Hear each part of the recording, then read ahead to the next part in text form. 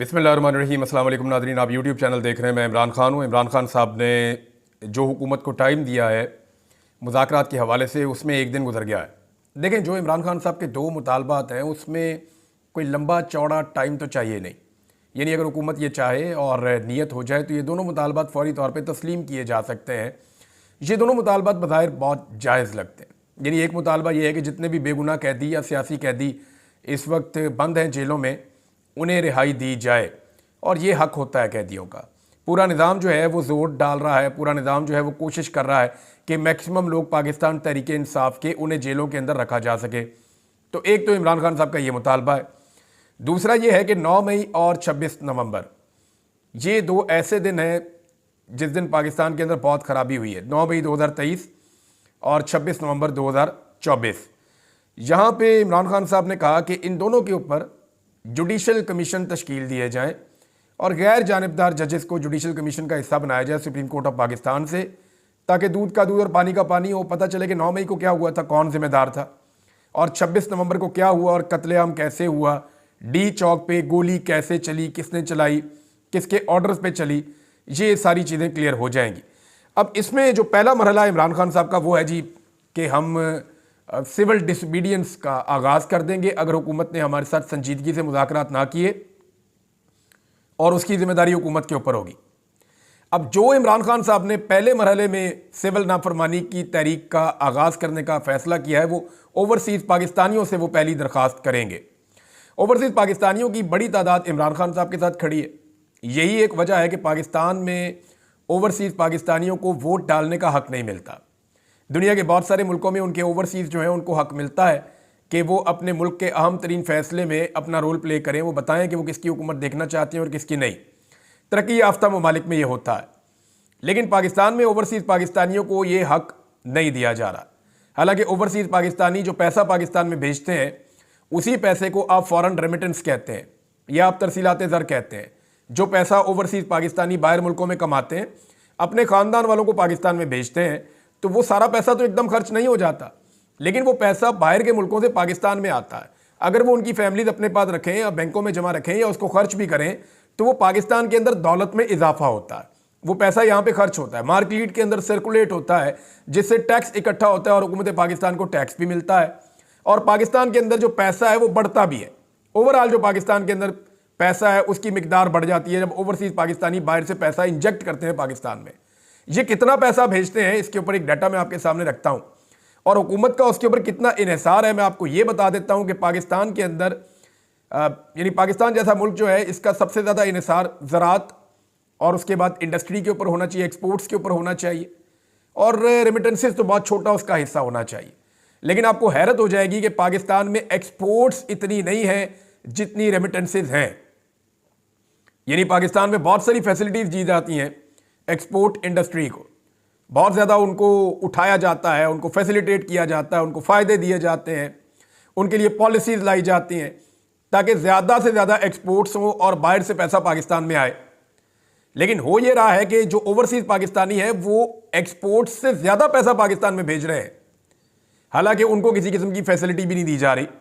Airports के ऊपर उनके ऊपर नायत अजीबोगरीब सलूक किया जाता है, सिर्फ इख्तलाफ राय के ऊपर उन्हें रुसवा किया जाता है एयरपोर्टों पे, उनके रिश्तेदारों को पाकिस्तान में उठा लिया जाता है। अभी चंद नौजवान हैं वो सिर्फ अपनी राय दे रहे हैं, किसी के बाप को उठा लिया, किसी के भाई को उठा लिया, और लगातार ये सिलसिला जारी है। कोई एक दो नहीं, मैं आपको दर्जनों मिसालें दे सकता हूँ जहाँ पे ओवरसीज़ पाकिस्तानी जो पाकिस्तान से बाहर रहते हैं वो इमरान खान के मौक़िफ़ को सपोर्ट करते हैं, तो उनकी सपोर्ट को रोकने के लिए पाकिस्तान में इदारे उनके रिश्तेदारों को अगवा कर लेते हैं, जबरी तौर पर अगवा करते हैं, उनको ऊपर टॉर्चर करते हैं, फिर उनको वो सुनवाते हैं और उन्हें ये कहते हैं कि तुम अपना मौक़िफ़ बदल दो। बहुत सारे ओवरसीज़ पाकिस्तानियों के साथ इसी किस्म का घिनौना खेल खेला गया है, और ये रिकॉर्ड का हिस्सा है, कुछ छुपी और ढकी हुई चीज़ तो है नहीं। अब इमरान खान साहब ने सबसे पहले रेमिटेंसेस की बात की है, हुकूमत का इसके ऊपर कितना इन्हिसार है मैं पहले एक डाटा आपके सामने रख देता हूँ। सन 2000 में पाकिस्तान को जो ओवरसीज़ पाकिस्तानी पैसा भेजते थे, सन 2000 की बात है, परवेज़ मुशर्रफ के दौर की, वो लगभग $1 अरब से थोड़ा ज़्यादा था, $1 अरब। फिर यह आहिस्ता आहिस्ता बढ़ता गया। जब परवेज़ मुशर्रफ का दौर ख़त्म हुआ तो उस वक्त ये हो चुका था $7 अरब से ज़्यादा, यानी 2008 में $7 अरब से कुछ ज़्यादा हो चुका था। फिर पीपल्स पार्टी के दौर में भी ये कुछ ना कुछ बढ़ता रहा, और 2013 में ये अमाउंट पहुंच गई थी लगभग 15 अरब डॉलर तक। 15 अरब डॉलर तक की अमाउंट ओवरसीज पाकिस्तानी पाकिस्तान भिजवा रहे थे। अब ये एक बहुत बड़ी अमाउंट है, बहुत बड़ा पैसा है, और पाकिस्तान का इन्हिसार ओवरसीज पाकिस्तानियों के इन पैसों पे बढ़ता गया। नवाज शरीफ के दौर के अंदर इसके अंदर कोई खातिर खा इजाफा नहीं हुआ, और अगर आप 2017 तक का डाटा देखें, जब तक नवाज शरीफ साहब इक़्तिदार में रहे, तो इसके अंदर जो है वो 19.85 अरब डॉलर तक ये अमाउंट पहुंच गई। यानी 19.85 अरब डॉलर तक नवाज शरीफ साहब के दौर में ये अमाउंट पहुंची। उसके बाद इमरान खान साहब का दौर आया, और ये बढ़ते बढ़ते इमरान खान साहब के दौर का जो पीक था वो 2021 था। 2022 में फिर उनकी हुकूमत गिरा दी गई थी। 2021 में ये रेमिटेंसेस बढ़ते बढ़ते 31.3 अरब डॉलर तक पहुंच गई, और ये लगातार बढ़ती चली जा रही थी। तो इमरान खान साहब के दौर में ओवरसीज पाकिस्तानियों ने पाकिस्तान पे एतबार किया, पाकिस्तान की गवर्नमेंट पे ट्रस्ट किया, और उन्होंने बहुत बड़ी मिकदार में अपनी रेमिटेंसेस या अपना पैसा पाकिस्तान में भिजवाया, और पाकिस्तान में इन्वेस्ट भी किया, अपनी फैमिलीज को भी भेजा, और दिल खोल कर पैसा पाकिस्तान में भेजा। उन्हें पाकिस्तान के ऊपर और पाकिस्तान की पॉलिसीज के ऊपर ट्रस्ट था। लेकिन जैसे ही शहबाज शरीफ साहब की सरकार बनाई गई, इमरान खान साहब का रजीम चेंज करके, तो फिर एकदम इसके अंदर डिक्लाइन आना शुरू हो गया। और अब डिक्लाइन आते आते ये वापस 2023 का जो डाटा है उसमें 26.5 अरब डॉलर तक पहुंच गया है। यानी इमरान खान इसे 31.5 अरब डॉलर तक ले गए थे, ये अब 25.5 अरब डॉलर तक, 26.5 अरब डॉलर तक पहुंच गया है। यानी 5 अरब डॉलर की कमी हो गई है। ये खासा डिप है जो पाकिस्तान को लगा है PMLN के दौरे हुकूमत में। अब इन रेमिटेंसेस के ऊपर ही सबका इन्हिसार है। आर्मी चीफ ने भी थोड़े दिन पहले कहा कि ओवरसीज पाकिस्तानी पाकिस्तान को उठा सकते हैं, वो पैसा भेजें। अब इमरान खान साहब मांग रहे हैं इंसाफ। एहतजाज के रास्ते उनके ऊपर बंद कर दिए गए। जब वो निकलते हैं एहतजाज करते हैं, उनके ऊपर गोलियां चलाई जाती हैं। अब उनके लोग शहीद हो रहे हैं, और वो मजीद लोगों को मरवाना नहीं चाहते। तो यहाँ उन्होंने एक नई हिकमत अमली दी। उन्होंने कहा जी हम पुरअमन एहतजाज करेंगे, नॉन वायलेंट होगा, लेकिन हुकूमत को मुतासर करेगा।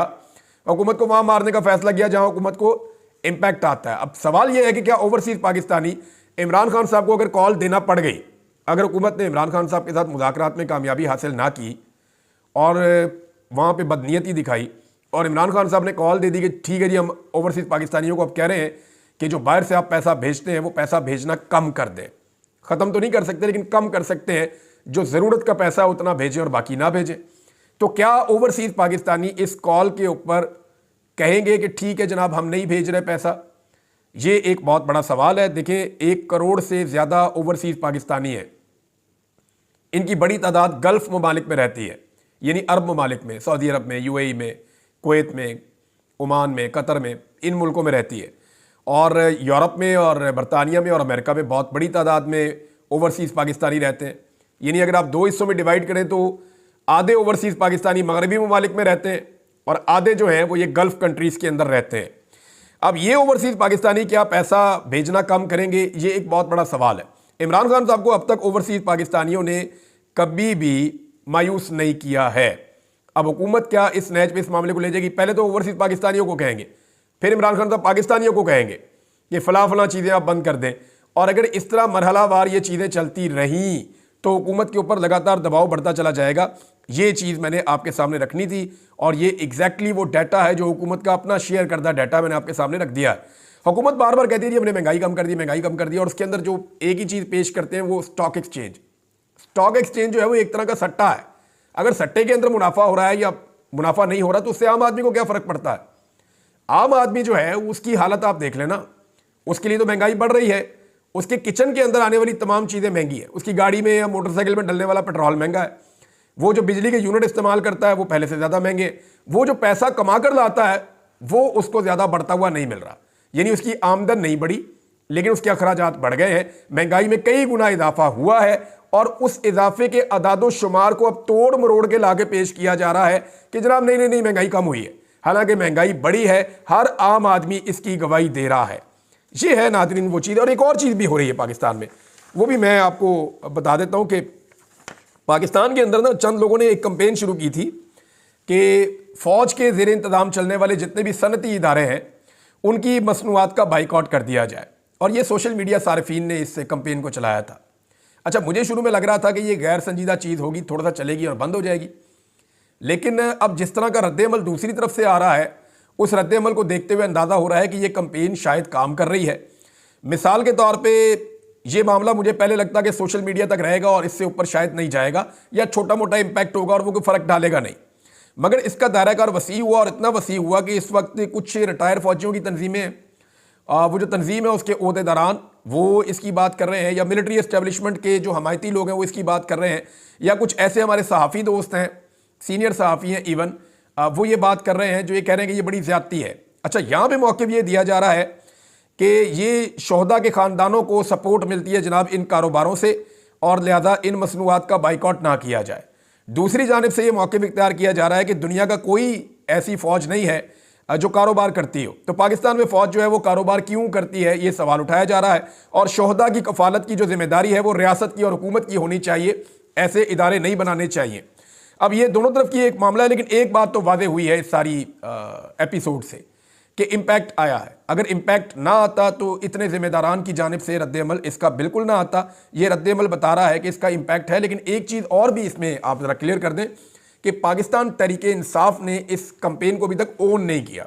पाकिस्तान तहरीक इंसाफ की क़यादत ने या उसके लीडर्स ने अभी तक इस कैंपेन को ओन नहीं किया। मे भी किसी वक्त ये इन्फॉर्मेशन इमरान खान साहब तक पहुँचे तो वो इसके ऊपर रद्द-ए-अमल दें। हो सकता है वो ये कहेंगे बाइकआउट ना करें, हो सकता है वो ये कहेंगे इस बाइकआउट को बढ़ाएं, लेकिन ये अपना इम्पैक्ट रखती है ये चीज़, और इसको आप डिनाई नहीं कर सकते। बुशरा बीबी का एक स्टेटमेंट आया नाज़रीन, और ये इंपॉर्टेंट स्टेटमेंट है मौजूदा सिनेरियो में। बुशरा बीबी ने कहा कि मुझे डी चौक पर कारकुनों के साथ अकेला छोड़कर तमाम सरकर्दा रहनुमा फरार हो गए थे, उनके खिलाफ कार्रवाई होगी। मैं भागने वाली नहीं थी, मेरी गाड़ी पर सीधी फायरिंग की गई। ये बड़ा सीरियस एलिगेशन है। ये बुशरा बीबी कह रही है मेरे साथ सिर्फ कारकुन रुके हुए थे। वो कारकुन ने कहा भी जी हमने खुद देखा 40-50 लोग आपके आसपास कारकुन थे। तो उन्होंने कहा जी मुझे कारकुनों से कोई शिकायत नहीं है, हमारे साथ जो पश्तून हैं उन्होंने बड़ी वफादारी दिखाई है, इमरान खान साहब के कारकुन डट कर खड़े थे। लेकिन ये बात उन्होंने अपने रहनुमाओं के बारे में कही है, बज़ाहिर ऐसा लग रहा है, और यहाँ पे इस खबर में भी यही है कि तमाम सरकर्दा रहनुमा फरार हो गए थे। और डी चौक एहतजाज के बाद पहली मरतबा इनका मौक़िफ़ सामने आया, जिसके मुताबिक वो इन पार्टी कायदीन से सख्त नाराज़ हैं जो इन पर 24 नवंबर के एहतजाज से कारकुनों को छोड़कर भागने का इल्ज़ाम लगा रहे हैं। उन्होंने इस हवाले से मीडिया पर बयानात दिए हैं। चार सद्दा में कारकुनों में चेक तकसीम करने के बाद उन्होंने गुफ्तगू की और कहा कि मुझे डी चौक में अकेला छोड़ दिया गया था। पठानों ने हमेशा गैरतमंदी का सबूत दिया है। खान ने कहा था शोहदा के घर जाना, पार्टी कारकुन खान के नाम पर शहीद हुए हैं। शहादतों की वजह से बहुत तकलीफ में थी, समझ नहीं आ रहा था कि लोग झूठ क्यों बोल रहे थे। मैं भागने वाली नहीं हूँ, खान के लिए निकलने वालों को कभी अकेला नहीं छोड़ सकती थी। किसी को नहीं पता था कि मेरी गाड़ी कौन सी है। डी चौक पर रात 12:30 बजे मैं अपनी गाड़ी में अकेली थी। वो लोग डी चौक ज़बरदस्ती खाली कर रहे थे। मैं वहाँ से नहीं हटी थी क्योंकि खान ने हटने का नहीं कहा था। मैंने सबको कहा था कि मुझे अकेला नहीं छोड़ना, लेकिन मैं वहाँ अकेली थी और सब ने मुझे छोड़ दिया था। ये बात ठीक है। बुशरा बीबी को एक दफ़ा नहीं 2-3 दफ़ा अकेला छोड़ा गया। एक मरतबा कुछ इस तरह का भी मनसूबा है, मुझे आइडिया है, और मैं पहले बता चुका हूँ आपको कि उनकी गाड़ियाँ आगे जाने दी गई और बाकी गाड़ियाँ पीछे रुक गई थी, और एक गैप पैदा हो गया था दोनों काफ़िलों के बीच में। वहाँ एक इरादा था रियासत का कि वहाँ बुशरा बीबी को उठा लिया जाए, उन्हें गिरफ्तार कर लिया जाए। लेकिन दूसरी जानिब से रावलपिंडी और इस्लामाबाद से बहुत बड़ी तादाद में कारकुन निकले पाकिस्तान तहरीक इंसाफ के, जिनमें ख़ास तौर पे शहरयार रियाज साहब थे, आमिर मुगल साहब थे, अलीमा खान साहबा थी, अहमद फरहाद साहब थे, और बहुत सारे और लोग थे। ये वो मेन लोग हैं जो वहाँ पे थे, समाविया ताहिर साहबा वगैरह। जब ये लोग आए तो फिर सिचुएशन ज़रा बदल गई, और उसकी वजह से फिर बुशरा बीबी की वहाँ गिरफ्तारी नहीं हो पाई। बुशरा बीबी ने कहा कि वहाँ बहुत से लोग इस बात के गवाह हैं, जो लोग रोड खाली कर रहे थे वो भी गवाह हैं। जब मैं वहाँ से नहीं जा रही थी तो मेरी गाड़ी पर सीधी फायरिंग की गई। बुशरा बीबी ने कहा कि पार्टी के तमाम सरकर्दा रहनुमा डी चौक इस्लामाबाद से गायब थे और इन्हें कारकुनों के साथ अकेला छोड़ा गया, और अब वो मीडिया पर बयानात भी दे रहे हैं। मैं ऐसे पार्टी रहनुमाओं के खिलाफ सख्त कार्रवाई के हक में हूँ, और वक्त आने पर ऐसे तमाम रहनुमाओं के खिलाफ कार्रवाई भी की जाएगी। इस हवाले से रिपोर्ट इमरान खान को पेश करके उसकी मंजूरी दी जाएगी। बुशरा बीबी ने तमाम पार्टी कायदीन को कहा था कि 24 नवंबर को एहतजाज के दौरान हर सूरत डी चौक पहुँचें और वहाँ पर ही एहतजाज किया जाएगा। कोई पार्टी रहनुमा गिरफ्तार ना होने पाए और कोई भी फ़ोटो सेशन के बाद गायब ना हो। लोगों ने तो रस्ते में फ़ोटो सेशन किए सिर्फ मोटरवे पे, उसके बाद गायब। बहुत सारे मैंने ऐसे बंदे देखे MNA और पाकिस्तान तहरीक इंसाफ के लोग रोज़ाना फ़ोन कर करके बताते हैं कि हमारा फ़लाँ रहनुमा जो है रस्ते में उसने अपने नारे लगवाए, अपनी फुटेज बनाई, उसके बाद हमें वो नज़र ही नहीं आ रहा था वो कहाँ गया। तो बहुत सारे ऐसे लोग हैं जो दिखाई ही नहीं दे रहे थे। कारकुनों के साथ बीबी को अकेला छोड़ दिया गया, ये उन्होंने शिकवा किया। तो जनाब ये बुशरा बीबी का स्टेटमेंट था। अब मरियम नवाज भी शहबाज शरीफ के साथ बैकफुट पे चली गई हैं। मैं आपको ये बता देता हूं कि एक्चुअली शहबाज शरीफ ने पहले ये कहा था कि जो भी हुआ डी चौक पे, इस पे उन्होंने आर्मी चीफ का शुक्रिया अदा किया था। अब वक्तन फ़वक्तन हुकूमत के ऐसे बयान आते हैं जिसमें वो ये साबित करना चाहते हैं कि डी चौक पे जो कुछ हुआ वो एस्टेब्लिशमेंट ने हुकूमत के साथ मिलकर किया और एस्टेब्लिशमेंट रिस्पॉन्सिबल है उसके लिए। वजह यह है ना कि एस्टेब्लिशमेंट के खिलाफ पाकिस्तान में मुकदमात नहीं होते, उनके खिलाफ कार्रवाइयाँ नहीं होती, उनके खिलाफ कानून में केस आगे नहीं चलते, तो शहबाज शरीफ वगैरह को लगता है कि ये हमें प्रोटेक्शन मिल जाएगी। लेकिन इमरान खान साहब ने शहबाज शरीफ और मोहसिन नकवी पे मुकदमा दर्ज करवाने का फैसला किया है, जो एक मुख्तलिफ और मुनफरिद फैसला है। इस फैसले के नतीजे में दबाव बढ़ेगा। मरियम नवाज ने फौरी तौर पे स्टेटमेंट दिया, जी मैंने तो पंजाब पुलिस को कहा था गोली नहीं चलानी, मैंने तो मना किया होता पंजाब पुलिस को, यानी वो अपने आप को बचा रही है कि जी हमने गोली नहीं चलाई, मैंने जो यहां से पुलिस भेजी थी उसने किसी किस्म की कोई कार्रवाई नहीं की, वो अपने आप को अब बचा रही है। तो सारे के सारे लोग जो हैं वो इस कत्लेआम से अपने आप को दूर रखना चाहते हैं, अपने आप को बचाना चाहते हैं। लेकिन इमरान खान साहब के मुतालबात को अभी तक संजीदा नहीं लिया जा रहा। अगर मुतालबात को संजीदा ना लिया गया और ये अगली तहरीक शुरू हो गई तो पाकिस्तान में एक नई सिचुएशन जन्म ले लेगी। हुकूमत यही दावे कर सकती है ना, हुकूमत ये कह सकती है कि इमरान खान साहब की कॉल के ऊपर कोई भी बात नहीं सुन रहा, तो वो तो डाटा आ जाएगा, पता चल जाएगा। जब फॉरेन रेमिटेंसेस जो हैं वो हर महीने का एक डाटा आता है, जब वो कम होगी तो पता चल जाएगा कि इमरान खान साहब की कॉल के ऊपर ओवरसीज़ पाकिस्तानियों ने लब्बैक कहा है या नहीं कहा है, ये पता चल जाएगा। और एक आधा महीना आप चीज़ों को मैनेज कर सकते हैं, बाहर से आप बल्क में पैसा मंगवा सकते हैं, कुछ कर सकते हैं, लेकिन आप ज़्यादा देर तक कर नहीं पाएंगे। ये बहुत बड़ी अमाउंट होती है जो ओवरसीज़ पाकिस्तानी भेजते हैं। ये लगभग 2 से 3 अरब डॉलर के दरमियान होता है जो हर महीने की ट्रांजैक्शन होती है। अब इतना पैसा तो हुकूमत अपनी जेब से डाल के बाहर से यहाँ नहीं ला सकती, लिहाजा 1-2 महीनों के अंदर सारी चीज़ें क्लियर हो जाएंगी। नाज़रीन, एक और ख़बर है, वो ये है कि डोनाल्ड ट्रंप के साथ मुलाकात की है पाकिस्तान तहरीक इंसाफ के चंद लोगों ने वहाँ अमेरिका में, और उनमें सज्जाद बरकी साहब का भी नाम आ रहा है। कुछ और लोग भी ये बता रहे हैं कि उनके पास खबर है, और ख़बर ये है कि डोनाल्ड ट्रंप अभी तक इस बात के ऊपर आमादा है कि इमरान खान साहब के साथ जो हो रहा है वो ज़्यादती हो रही है, और आने वाले दिनों में शायद वो इसके लिए आवाज़ भी उठाएंगे। इसहाक डार ने बड़ी कोशिश की है, कोई 9-10 के करीब सफ़ीरों से उन्होंने मुलाकात की, गैर मुल्की सफ़ीरों से, क्योंकि इस्लामाबाद में जो एक बर्बरियत हुई है और जो डी चौक का सानहा हुआ है, उस सानहे को लेकर जो है वो हुकूमत बहुत परेशान है, एस्टेब्लिशमेंट भी बहुत परेशान है। इसीलिए जो है वो लाशें ढूंढने वाले सहाफ़ी जो हैं उनको अगवा भी किया गया, उनको परेशान भी किया गया। अब जो सहाफ़ी वापस तो आ गए हैं, देखिए मुतीउल्लाह जान वापस आए हैं, हमारे शाकिर एवान साहब वापस आए हैं, लेकिन आप ये देखें कि जिस पॉलिटिकल पार्टी की लाशें ढूंढने के लिए, इंसाफ के लिए ये सहाफ़ी कोशिश कर रहे थे, उस पॉलिटिकल पार्टी ने उनको पूछा भी नहीं। ये अफसोस की बात है ना, यानी मुतीउल्लाह जान कोई अपने लिए तो नहीं लड़ रहा था, वो तो पाकिस्तान के लिए लड़ रहा था, इंसाफ और कानून के लिए लड़ रहा था। तो जिस पॉलिटिकल पार्टी के साथ ये जुल्म और ज्यादती हुई थी, उन्हें जाके उसके साथ इज़हार यकजहती के लिए खड़े होना चाहिए था। नहीं भी होंगे तो कोई फर्क नहीं पड़ेगा, मुतीउल्लाह जान जो कर रहा था वो करता रहेगा, शाकिर एवान जो कर रहा था वो करता रहेगा। लेकिन पाकिस्तान तहरीक इंसाफ के अंदर ये उनके अंदर इस बात का इदराक उन्हें होना चाहिए था कि जो आदमी हक और सच के साथ खड़ा हो, और जो आदमी सही को सही कहे, और मुश्किल वक्त में जब आपके साथ आपके अपने खड़े नहीं हो रहे और वो खड़ा हो जाए, तो फिर उसकी ऑनर करनी चाहिए, उसकी कुर्बानी पे जाके उसको मुलाकात करनी चाहिए, उसकी ढारस बंधानी चाहिए।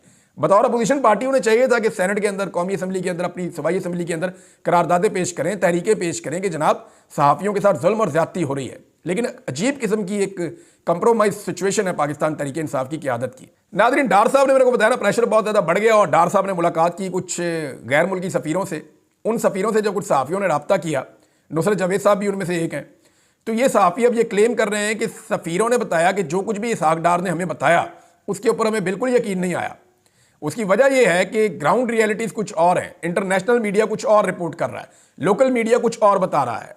आप मीडिया के ऊपर चीज़ें चला नहीं पा रहे बेशक, लेकिन डार साहब ने जो कहानी सुनाई वो समझ में आने वाली नहीं थी।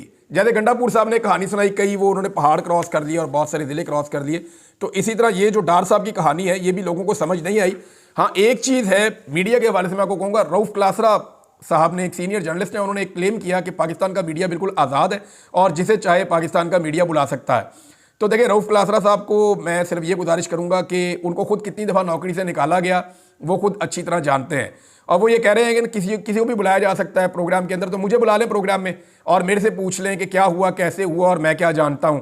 तो मुझे प्रोग्राम में बुलाने की इस वक्त कोई भी टीवी चैनल जरूरत नहीं कर सकता। इमरान खान का नाम नहीं चला सकते, इमरान खान की तस्वीरें नहीं दिखा सकते, इमरान खान साहब के पैगामात नहीं सुनवा सकते, डी चौक में क्या हुआ ये नहीं बता सकते, लापता अफराद के हवाले से खुलकर बात नहीं कर सकते। तो पाकिस्तान का मीडिया आज़ाद नहीं है। पाकिस्तान का मीडिया जो है वो पूरी तरह से जकड़ा हुआ है और पूरी तरह से कंट्रोल्ड मीडिया है। और ये कहना कि मीडिया आज़ाद है, किसी को भी बुलाया जा सकता है, तो मैं फिर चैलेंज कर रहा हूं पाकिस्तान के मीडिया को कि कोई भी मुझे बुलाकर मेरा इंटरव्यू करके ये साबित करे कि पाकिस्तान का मीडिया आज़ाद है। अब तक के लिए इतना ही। अपना ख्याल रखिएगा, अपने चैनल का भी। अल्लाह हाफिज़।